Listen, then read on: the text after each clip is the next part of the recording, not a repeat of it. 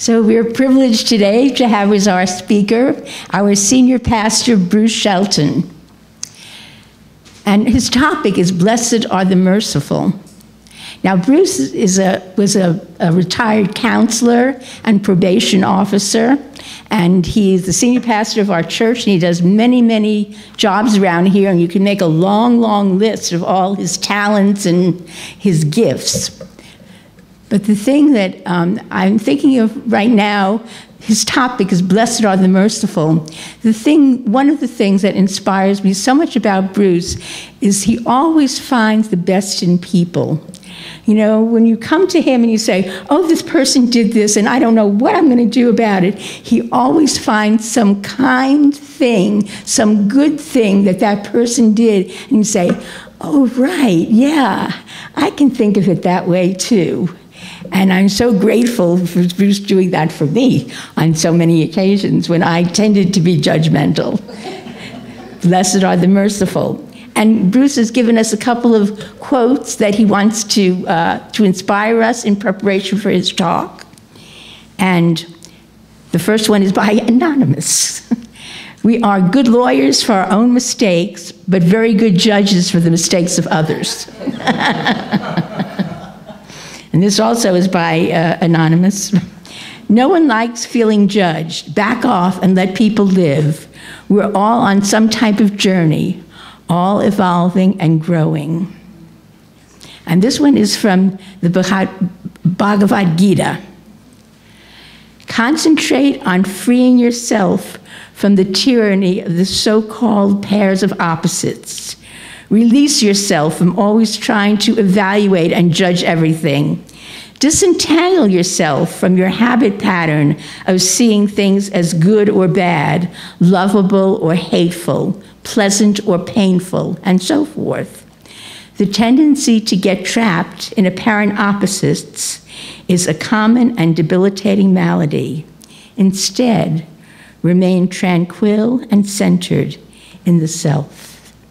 Let's give Bruce a really warm fellowship greeting.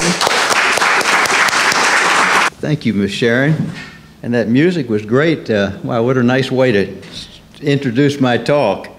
And let me put my timer on here so I don't bore you guys with too long a talk. Here we go. All right. So it's my deep pleasure to have this opportunity to talk to you this morning. And as is my custom, I'd ask you to help me with this talk. Let's all just be silent just for a few moments, and let's ask God to use me as his minister this morning to say the words that will be of the most help to you.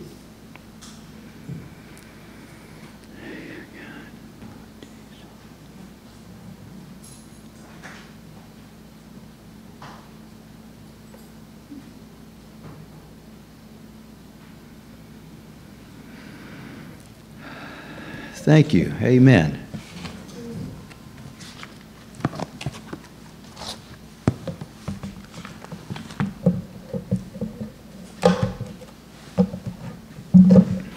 Okay. Well, I see a lot of my favorite people here today, you know. Not as many as last week, but this is quality group here that I'm talking to today. The title of today's talk is Blessed are the Merciful. And that comes from the fifth beatitude. The fifth beatitude reads, Blessed are the merciful, for they shall obtain mercy. This is all, you know, when I think of the word merciful, I think of it has a military connotation to me. It's like, will this general be merciful to the prisoners of war? Will he be merciful to these inhabitants of this city that he just conquered? But Jesus meant the use of this word in a much deeper and profound sense.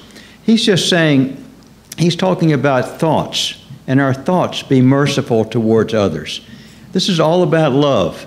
You know, there's all of Jesus' teachings are a variant on the common theme of love. Everything he teaches, it all goes back to love, you know. And this beatitude is all about being loving to others with our thoughts, kind. Let's stop all the fault finding that we love to find. You know, I like that reading you just did. We're you know, what is it? We're great lawyers, but for you know, for our own faults, but we're great judges for other people's faults. You know, it's a good way to put it, isn't it? And so there's a wonderful quote by Gandhi, who's Mahatma Gandhi, whom we all love. He was one of the great saints of the 20th century. And Gandhi, talking about judgments, he says, "I can truthfully say that I am slow to see the blemishes of fellow beings, being full of them myself." Isn't this interesting? This guy is one of the highest beings that any of us would ever know. And he's saying, you know, I've got so many blemishes myself. Who am I to judge somebody else, right? Now, if he's like that, what about the rest of us, you know? And he goes on to say, "Therefore, being in need of their charity, of their mercy, I have learned not to judge anyone harshly and to make allowances for defects that I may detect." He's using really good words here. Make allowances for defects that I may detect. So the point is, it's a great teaching here. He's like a role model for all of us. You know, Gandhi's saying, I've got so many faults myself. Who am I to judge other people? You know, and when I do, yes, people have got defects. I might have a friend who's got a terrible temper and it spills over and it's very difficult for me. But I'm going to be gentle with that person. You know, I'm not going to beat that person up in my own mind and, you know, and so forth. Now, moving ahead, the Beatitudes, this is the fifth Beatitude.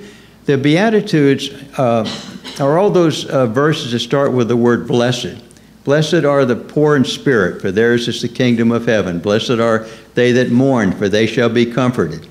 And it goes on, there's 8 of them. The Beatitudes are a summary teaching of everything that Jesus came to teach.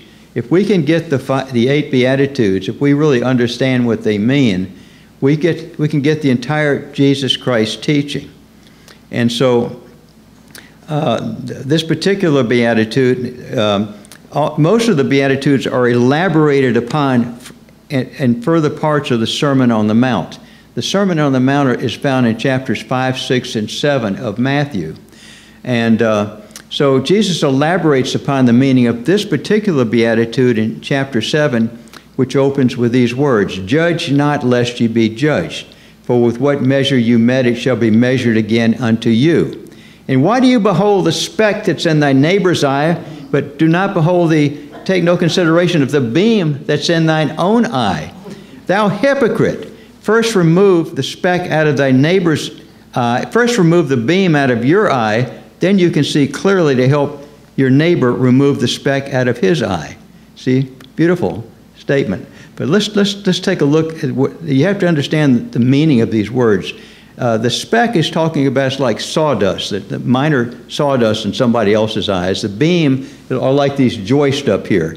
You know, they're much more solid. He says, you know, you got this beam of negativity in your own head here. First clear that up, and then you can see clearly to help your neighbor with whatever defects or blemishes, as Gandhi put it, that they may have. Elsewhere, Jesus tells the story of the woman who was brought to him by the temple priest and thrown at his feet. And they said, "We just caught this woman in the very act of adultery. What say you, Master, we should do with this woman? Should we stone her in accordance with Mosaic law?" Now, they did this because the temple priest did this because they were expecting him to say, "Give her a break, you know." And then they'd turn around and say, "That we got you. That proves you're a false prophet. You're not teaching the teachings of Moses. You're not obeying his teachings." And we're told that Jesus, when they came in, he was actually writing something in the sand. It's the only time in the whole Bible where Jesus is said to be writing something. But he's writing something in the sand, and he didn't lift his eyes up when they asked him, "What should we do?" But then they pressed him, right? And finally he stood up and he says, any one of you who has never sinned, let that person cast the first stone." And we're told that one by one, all these men with all these stones, they'd come in there ready to kill this woman. Every one of them, it touched their heart, you know.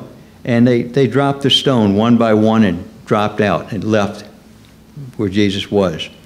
And Jesus was left alone with the woman, and he says, now it looks like all of your judges have left, and neither do I judge you. Go forth and sin no more. So he's saying, you're forgiven for your sins, but you've got to stop doing this lifestyle you've got. Otherwise, this will all just happen again. And so the teaching here is once again about judgment. You know, who are we to judge somebody else with all of our challenges in ourselves? Now, let's take a look at this meaning of this word judgment. We're doing judgments all the time. There's two types of judgment. There's constructive judgment and there's destructive judgment. We're having to make judgments all the time. When I got up this morning, I went to my closet and I had to decide what shirt I wanted, and I picked this white shirt. That was a judgment I made, you see. When I drove here today, there's traffic lights. There's a red light. I had to make a judgment, okay? A red light says stop. A person is hiring somebody to work for his company. He has to make a judgment. Which one of these applicants is the best person I can hire for this job? And so we're all making judgments, and that's not the type of judgments Jesus is talking about.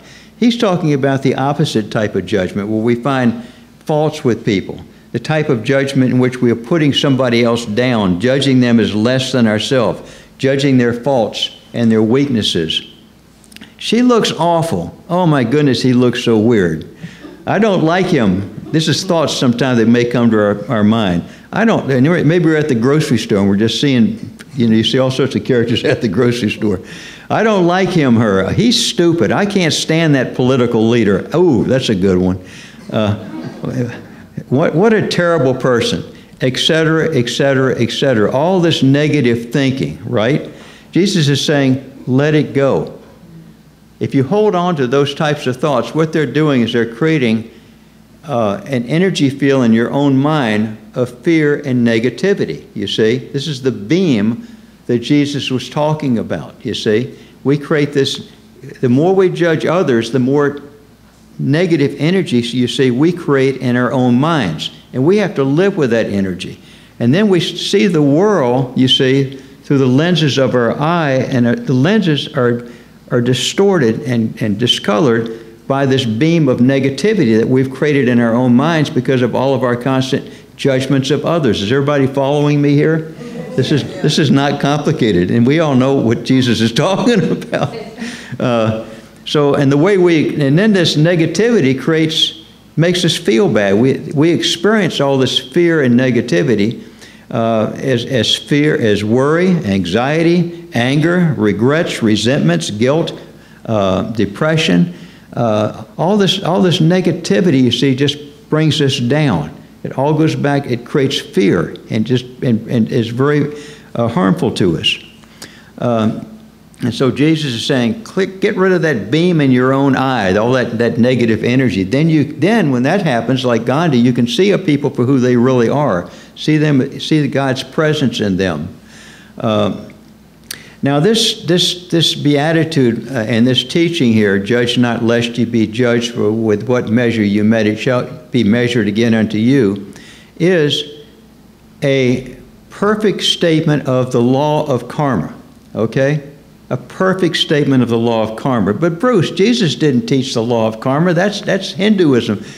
Well, you're right. The law of karma, he never used those words in the Bible, but he taught the law of karma, right? He said, that which we sow, we reap. That which we sow, we reap. That's the law of karma, you see. Law of karma simply says what we put out comes back to us. I put out a lot of negativity, it comes back to me. I judge people, they judge me. And they can pick up my negativity, and now I'm being judged, you see. We put out love, love comes back to us. I feel a lot of love in this group right now, and you do too, with all the love we create here, because we're putting out all this wonderful love. But it's very interesting how it's a very clear statement of the law of karma. And the law of karma is interesting. It provides for a perfect system of justice in the world. So, for example, when that scammer on the phone scams you out of money, it's happened to me recently, I think that guy can never be caught. Probably won't be caught, but not that particular. but he's creating some terrible karma for himself, you know. And God bless him is all I can say, you know. Because whatever we do to others, it comes back to us sooner or later, okay? And so an example of that, one time we were here and we were renovating this building. This was back in 1992, and we had just taken this entire floor up because all the joists had to be replaced in this building, and we put back, every piece of oak wood here was put back in place where it had been taken up. I mean, we removed the ceiling and had this cathedral ceiling all of a sudden. So we had a major renovation, and so the last part of it, we were here sanding this floor, the floor, and to put some varnish on it. And we had a wonderful guy who used to attend our church, David Bates. A lot of you know David. And David was one of my best friends. I love the guy. But he could get a little clumsy sometimes, right?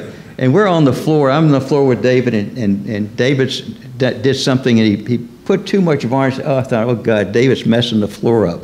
And I made this judgment of David. I'm thinking, David's so clumsy. Well, I didn't have to wait lifetimes to get my karma.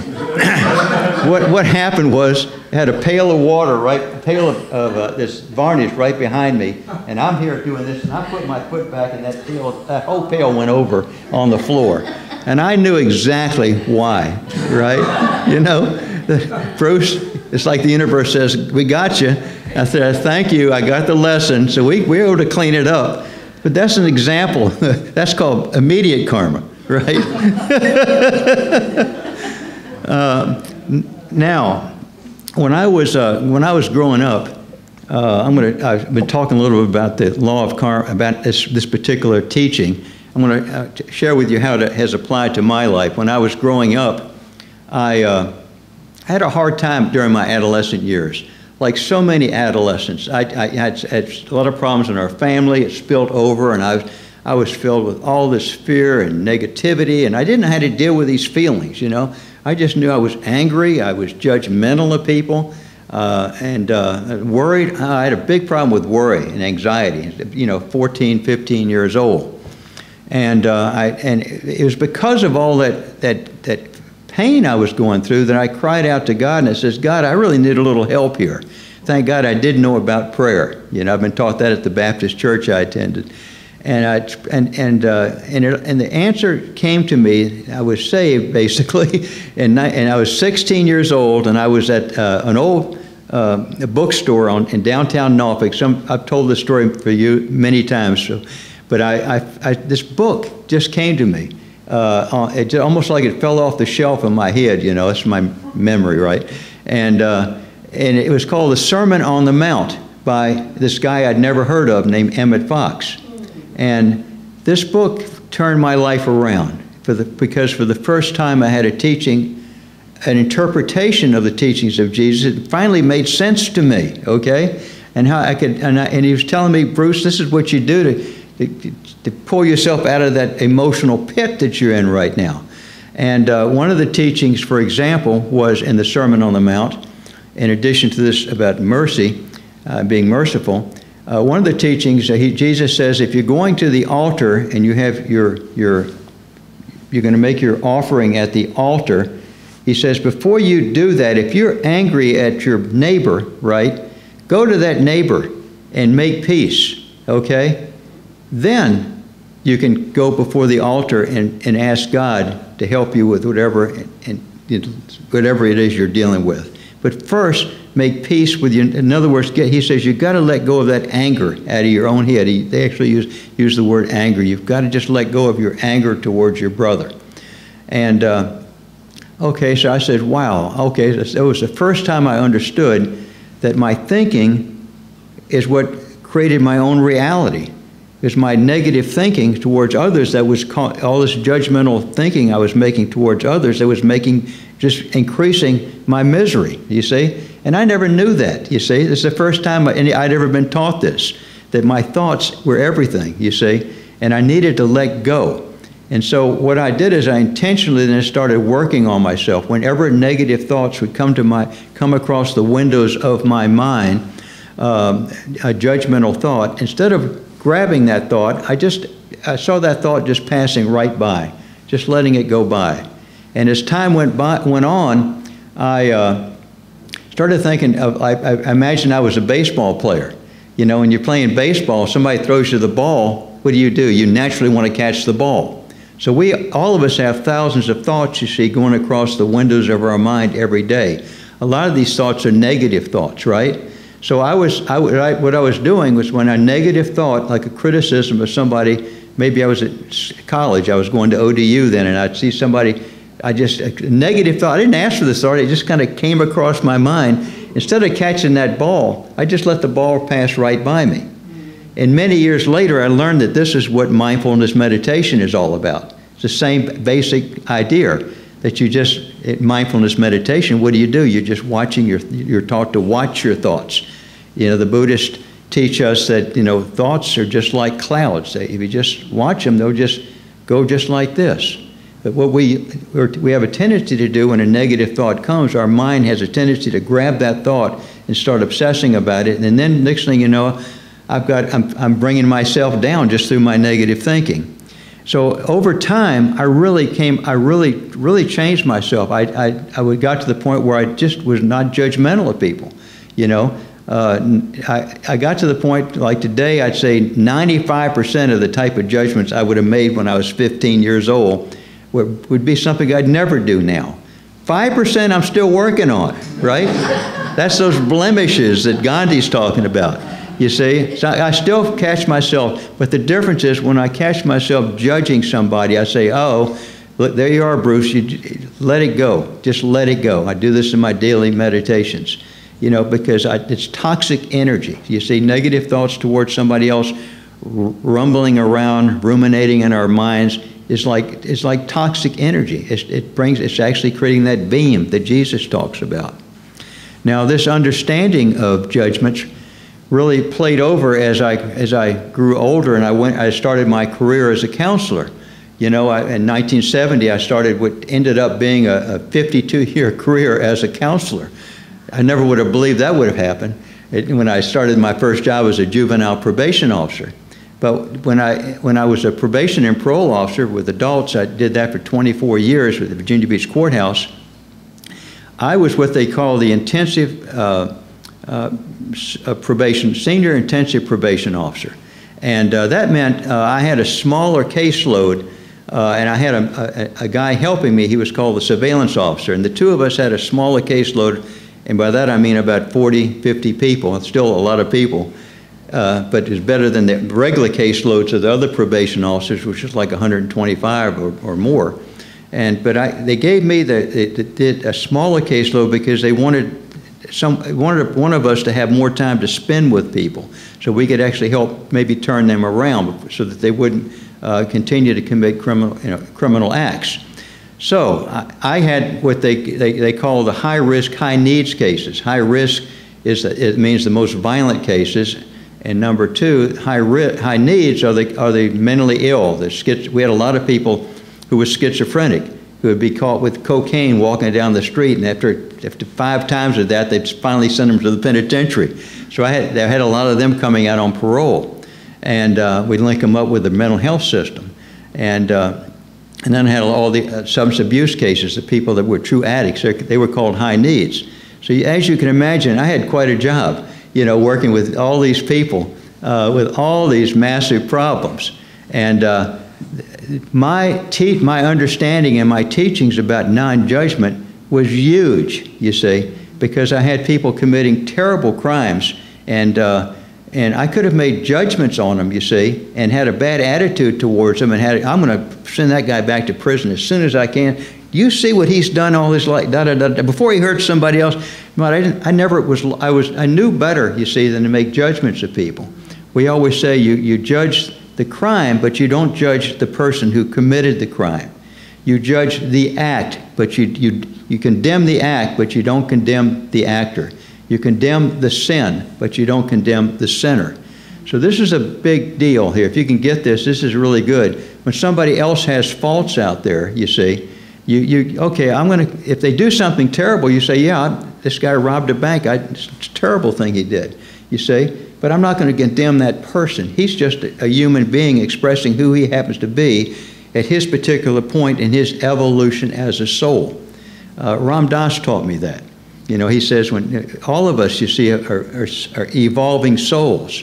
And if we went back far enough in our past lives, all of us would probably become aware of things we have done in past lives that we would just think would be unimaginable, where we committed cruel acts towards others, maybe in warfare or whatever, you see. Thank God we don't remember all that, you see. But at that time, we were expressing who we were at that particular point in our evolution as a soul. So when I'd have people that I'm working with who had committed terrible crimes, I'm thinking the same thing. They're just expressing who they are. They had to go through this dark experience of committing harmful acts in order to learn what that was like, you see. And that way they grow as an individual. They'll be, and the people that commit crimes like that, most of them end up in the penitentiary, which is immediate karma, you know. And it's very, very painful. So I'll tell you one story. I had this one guy, I'll probably finish with this. This one guy I'll never forget him, it was many years ago, but he had been to prison for malicious wounding. He had committed a very violent act, and he had a whole history of crimes. And he had, because of that, the judge gave him a stiff sentence. He had like about 10 years to serve. And while he was locked up, he was put in this, he assaulted a correctional officer. And when that happens in the prison system, they put you in maximum security because they don't want any of the other officers to be assaulted. So this guy ended up in this prison in the western part of the state called Red Onion State Penitentiary. And that prison still gives me shudders because that was about as dark a place as you can imagine. People would be sent there who had life sentences, had nothing to lose, right? And anyway, this guy went there. He'd spent the last 3 years before I got him out on parole, locked up in this cinder block cell where he could only go out for a short time every day, 10 or 15 minutes. And so anyway, this fellow's coming right out of that penitentiary. They drive him in the prison bus right up to our office at the courthouse, and they bring him in, and he's still handcuffed and shackled. And they take the prison guard unlocks him, and he says, "Mr. Shelton, he's all yours," you know. Welcome to the day in the life of a parole officer. And I knew this guy, everything about him, right? Because he had a file like this thick. In those days, it wasn't on computer, back in the 80s and 90s. And I could tell how much trouble somebody had been in by how thick their file was. And this guy had a real thick file, and I'd read that whole file. I knew when I was dealing with this guy was really potentially a very dangerous, violent person. My job was to help him to get himself together, and so that this type of behavior did not continue. They couldn't hold him a day longer. He'd maxed out on his sentence. So he was released to the community. He had no family support. The only support he had was the parole office, you see, which is why I love that job. I love being in a position where I could really help people. And so now he came, so we do our initial interview, and everybody's just scared of whoever they're going to get as a parole officer, because they know how easy it is to get sent back on a parole violation. And so they're all scared of the parole officer. And I would talk to the guy, and I'd say, you know, the first thing I'd say is, my job is not to send you back to prison, it's to help you to stay out. But I'd say there's a big but here. The but is you've got to do your part. You've got to comply with these 11 conditions of parole. The first of which says you will obey all the laws of the community, right? Are you willing to do that? Yes, Mr. Shelton, I'll do that. And then we go through the rest of it. But they're basic, simple rules like let your parole officer know where you live, get a job, and so forth. Don't use drugs. And I'm talking to the guy, and I talk with the same tone of voice I'm talking to you with, and the guy, he diffuses him right down. And by the time he leaves, we have some rapport established. It's not like he thought I was going to be his best friend, because he'd had a lot of parole officers before who had made promises to him. But the point is, if I had judged this guy, you see, and I had a bad attitude, he would have picked up on that. And then any type of counsel I could have offered him, in terms of that could help him. And this guy ended up making it. You know, he'd had enough of the prison system. He got a job and got on with his life. But if I'd had a bad attitude, you know, he would have picked up on that, and all that fear, you see, could have caused him to go out. He wouldn't have cared what I had to say, you see. And so a very important part of the job of a parole officer is counsel. So that's the way we work with people. But it all goes back to this teaching about non-judgment, you see.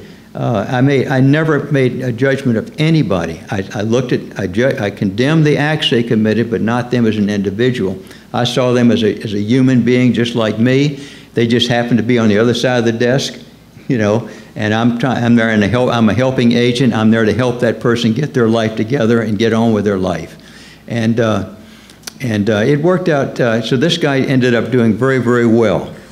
And so I'm going to end my talk here today just by saying once again the teaching here by Gandhi, this quote by Gandhi. I can truthfully say that I am slow to see the blemishes of fellow beings, being myself full of them. Therefore, being in need of their charity, I have learned not to judge anyone harshly and to make allowances for defects that I may detect. God bless you and thank you. Thank you.